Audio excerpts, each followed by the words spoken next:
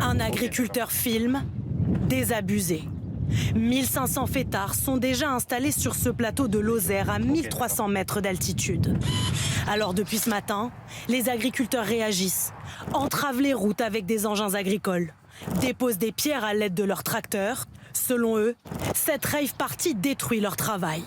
Ils s'installent sur des terres agricoles qui sont destinées à la pâture des animaux d'ici quelques jours. Donc toute l'herbe va être souillée, aplatie et les animaux ne pourront pas pâturer sur ces parcelles.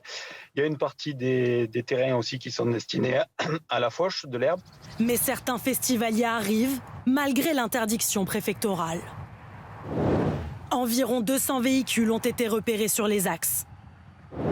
Un arrêté interdisant ce type d'événement est en vigueur depuis le 13 mai. 120 gendarmes verbalisent actuellement les festivaliers. Les week-ends prolongés, prisés par les organisateurs de rave party, sont redoutés par les communes rurales. Le 1er mai dernier déjà dans le Cher, 30 000 personnes sont réunies sur ce terrain militaire.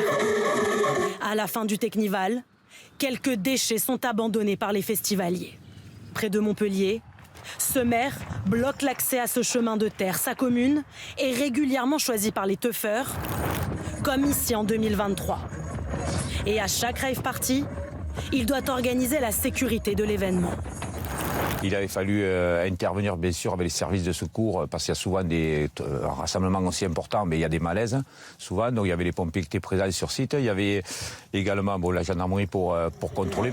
Partout en France, plusieurs arrêtés préfectoraux sont en vigueur, parfois jusqu'à la fin du mois de mai, pour interdire ce type de rassemblement.